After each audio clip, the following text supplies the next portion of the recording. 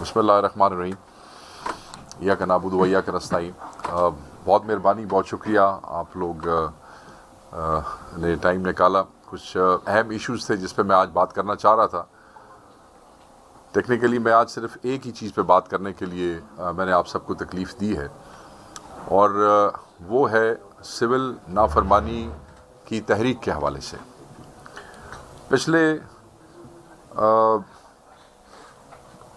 पिछले दिनों बारहा हमारे कहने और बार बार उसको बावर कराने के बावजूद टीवी पे और इलेक्ट्रॉनिक एंड प्रिंट मीडिया में हमसे सहाफ़ी बार बार ये सवाल पूछते रहे कि जी क्या सिविल नाफरमानी की तहरीक जारी है, कब शुरू होगी, कैसे होगी। और हम उन्हें बारहा ये बावर कराते रहे कि एक डेडलाइन थी जो खान साहब ने दी थी कि उस तारीख के बाद, संडे का दिन था, उसके बाद जो है वो तहरीक शुरू हो जाएगी।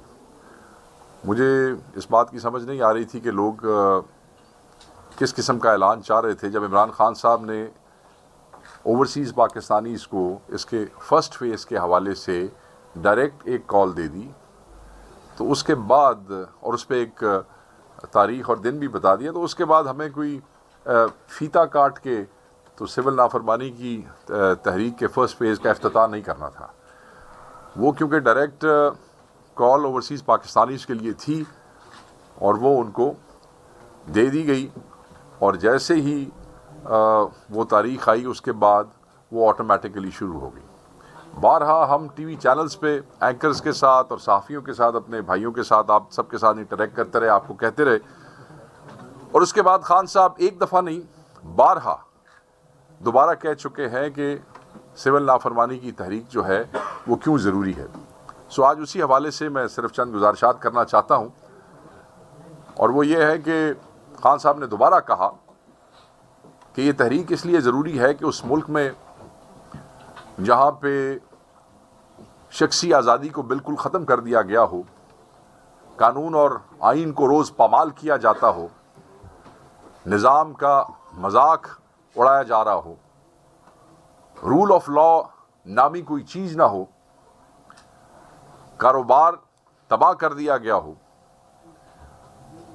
मिलियंस ऑफ डॉलर्स का नुकसान सिर्फ इंटरनेट को स्लो करके जो फ्री लॉन्चर्स हमारे बच्चे मिलियंस ऑफ डॉलर्स पाकिस्तान के लिए कमा के ला रहे हैं, उन्हें उससे महरूम कर दिया गया हो,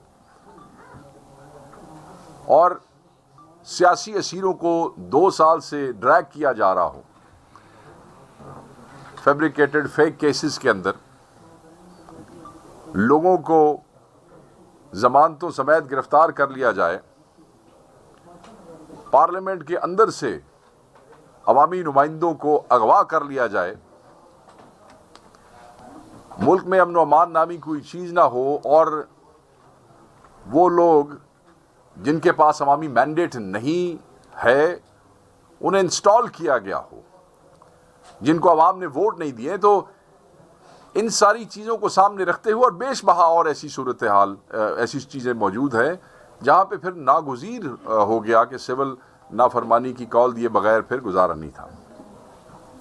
सो इसलिए खान साहब ने ये सारी चीज़ें, ह्यूमन राइट्स वायलेशंस, सिविलियन का military trial, again rule of law, ये ऐसी चीज़ें हैं जो जितनी भी तंजीमें कॉमनवेल्थ से लेके यूनाइटेड नेशंस तक आप जितने भी चार्टर पढ़ें, ये 3 चीज़ें अहम तरीन चीज़ें हैं जिनका जिक्र जो है वो उनके चार्टर्स के में उनके बुनियादी तौर पे मौजूद है, और उस पर कंपल्शन है पूरी दुनिया की और उन तमाम सिग्नेटरी कंट्रीज़ की जो उन तंजीमों का हिस्सा है, जो उन इदारों का हिस्सा है, कि वो डेमोक्रेसी के हवाले से, ह्यूमन राइट्स के हवाले से और रूल ऑफ लॉ के हवाले से, फेयर एंड ट्रांसपेरेंट ट्रायल्स के हवाले से जो है वो आवाज़ उठाए, और उस पर उन लोगों ने आवाज़ उठाई भी है।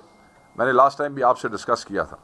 सो सिविल नाफरमानी की तहरीक का जो पहला फेज़ है जो अभी जारी है और जारी रहेगा, उसके पहले फेज़ में मैं दोबारा एक्सप्लेन कर दूं, क्योंकि हम कई दफ़ा पहले ये बता चुके हैं कि ये ओवरसीज़ पाकिस्तानीज़ की तरसीलात के हवाले से है।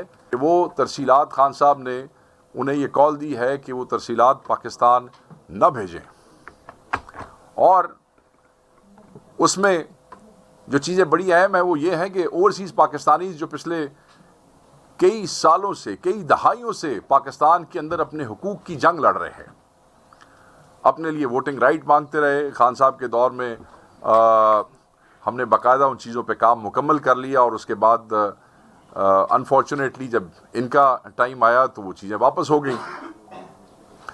ووٹنگ رائٹس کے علاوہ ان کی فیملیز کے ساتھ آپ اس ملک میں کیا کر رہے ہیں؟ آپ کی حکومتی وزراء یہ دھمکیاں دیتے ہیں کہ تمہارے پاسپورٹ کینسل کر دیے جائیں گے، تمہارے شناختی کارڈ بلاک کر دیے جائیں گے، جب تم ایئرپورٹ پہ لینڈ کرو گے تمہیں گرفتار کر لیا جائے گا. یہ آپ ان اوورسیز پاکستانیوں کے ساتھ ٹریٹمنٹ کرنا چاہتے ہیں جن کی ترسیلات کے اوپر اس ملک کی معیشت جو ہے اس کا انحصار ہے.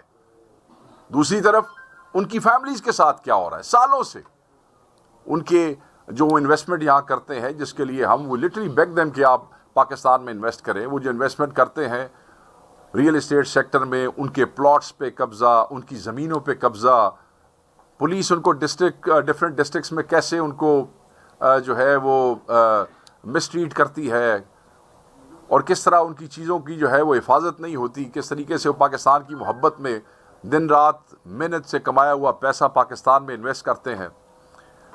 یہ جو پچھلے 1.5-2 سال سے ان کے ساتھ ہو رہا ہے، ان کی فیملیز کو تنگ کیا جا رہا ہے، ان کے رشتہ داروں کو اریسٹ کیا جاتا ہے، ان کے رشتہ داروں کو جو ہے تھریٹس دی جاتی ہیں، ان کے گھر سیل کر دیے جاتے ہیں، نقشے کینسل کر دیے جاتے ہیں، ان کی جو انویسٹمنٹس ہیں بزنس سیکٹر کے اندر وہ انشور کرتے ہیں کہ ان کو ذلیل و خوار کیا جائے. ایبڈکشنز ہوتی ہیں، ٹارچرز ہوتے ہیں، اریسٹ ہوتے ہیں، بلیک میل کیا جاتا ہے، اور بہت سی مثالیں یہاں ہمارے پاس موجود ہیں. کے پی کے کئی دوستوں کو میں جانتا ہوں جن کی فیملیز کو ہراساں کیا گیا. پنجاب میں تو میں بہت سی فیملیز کو جانتا ہوں جن کو ہراساں کیا جاتا رہا اور کیا جا رہا ہے، صرف اس لیے کہ جن ملکوں میں وہ بیٹھے ہیں اور محنت مزدوری سے پیسے کما کے یہاں بھیج رہے ہیں، وہاں پہ وہ اپنے سول اور پولیٹیکل رائٹس استعمال کر سکتے ہیں. اگر وہاں وہ پاکستان کے لیے آواز اٹھاتے ہیں، یاد رکھیے گا ہیومن رائٹس کے اوپر بات کرنا، we are all global citizens, یہ کوئی مداخلت نہیں ہوتی ہے. دنیا میں جہاں بھی کسی ملک میں بھی ہیومن رائٹس وائلیٹ ہوتے ہیں، دنیا اس پہ بات کرتی ہے.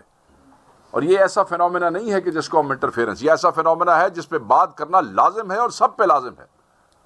تو میں یہ سمجھتا ہوں کہ جب آپ اوورسیز پاکستانیز کو اس طرح ٹریٹ کریں گے، جب آپ ان کو ان کے رائٹس نہیں دیں گے، جب آپ ان کی جائیدادوں کو، ان کے رشتہ داروں کو، ان کے انٹرسٹ کو یہاں پہ پروٹیکٹ نہیں کریں گے، اور پھر آپ جو ہے وہ انشور کریں گے کہ وہ جب یہاں پہ لینڈ کریں تو انہیں گرفتار کر لیا جائے، تو پھر آپ ان سے کیوں ایکسپیکٹ کرتے ہیں کہ وہ ریمیٹنسز کے حوالے سے وہ جو ہے وہ آپ کو oblige کریں گے.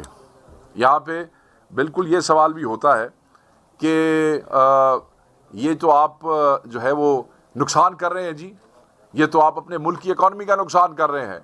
میں یہ سمجھتا ہوں جس ملک میں 26 نومبر جیسا قتال کیا جائے، جس ملک میں پارلیمنٹیرینز کو اسمبلی سے اغوا کر لیا جائے، جس ملک میں انٹرنیٹ سلو کر کے اکانومی کو اربوں ڈالر کا نقصان پہنچایا جائے، میرے خیال میں وہ نقصان، وہ بڑا نقصان ہے ایز کمپیئر ٹو کہ ایک سول نافرمانی کی تحریک میں اگر کوئی ترسیلات بند کرتا ہے تو وہ ایک نان وائلنٹ طریقے سے اپنی سیاسی بیزاری کا اس نظام اور اس قانون سے اظہار کرتا ہے. پاکستان تحریک انصاف پاکستان کی سب سے بڑی سیاسی جماعت ہے. یہ کوئی مسلح جتھا یا خدا نخواستہ کوئی ملیٹنٹ آرگنائزیشن نہیں ہے. تو اس کا جو اس نظام سے جو بیزاری کا اظہار ہے وہ انہی جو طریقے ہیں اسی سے ہو سکتا ہے. اپنے ذہن میں رکھیے گا عمران خان صاحب جنہوں نے یہ کال دی ہے، یہ وہی عمران خان صاحب ہیں جنہوں نے روشن ڈیجیٹل اکاؤنٹ کی بنیاد ڈالی، اور اوورسیز پاکستان نے 4.2 بلین کے لگ بھگ ڈالرز جو ہیں وہ اس روشن ڈیجیٹل اکاؤنٹ کے میں ڈپازٹ کیے. یہ وہی عمران خان صاحب ہیں. آپ کو یاد ہوگا مینار پاکستان پہ عمران خان صاحب نے کہا تھا کہ اگر صرف دوسری طرف آپ یہ نہیں سمجھتے سول نافرمانی کی تحریک جو ہے جو اس پاکستانی کے لیے سے بھی ملک کی معیشت کو نقصان پہنچے گا؟ نہیں، میں نے آلریڈی کلیئرٹی سے اپنی گفتگو میں پہلے بھی بتایا کہ جو نظام اور جو ہتھ کنڈے اور جو کچھ اس وقت اس ملک میں ہو رہا ہے اس کو ختم کرنے کے لیے، اس سے جان چھڑانے کے لیے یہ قربانی اوورسیز کو دینی پڑے گی. خان صاحب ہیز تھاٹ اباؤٹ اٹ، اور وہ سمجھتے ہیں کہ جو وہ نقصان ہے وہ اس ریمیٹنس کی ترسیل کی رکاوٹ سے بہت بڑا ہے.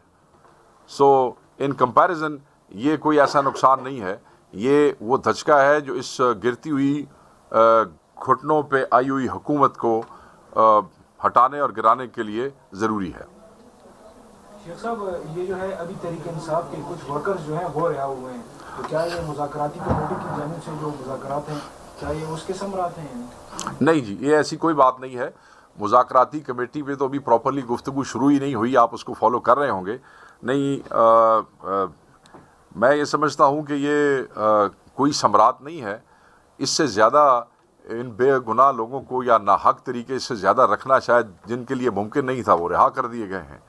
اور یہ جو معافی والا جو پارڈن والا آپ نے سنا، وہ بھی اس پہ آلریڈی ہم وہ بتا چکے ہیں کہ وہ آلموسٹ سارے لوگوں کی جو سزا کے مطابق وہ آلریڈی اتنے دنوں سے اندر تھے.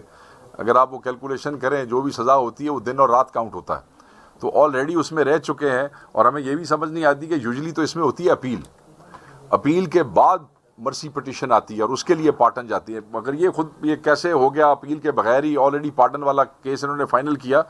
تو جن کی سزائیں ختم ہو گئی تھیں یا کوئی مہینہ دو رہ گئی تھیں، اگر وہ باہر آ گئے ہیں تو ٹھیک ہے، آ گئے.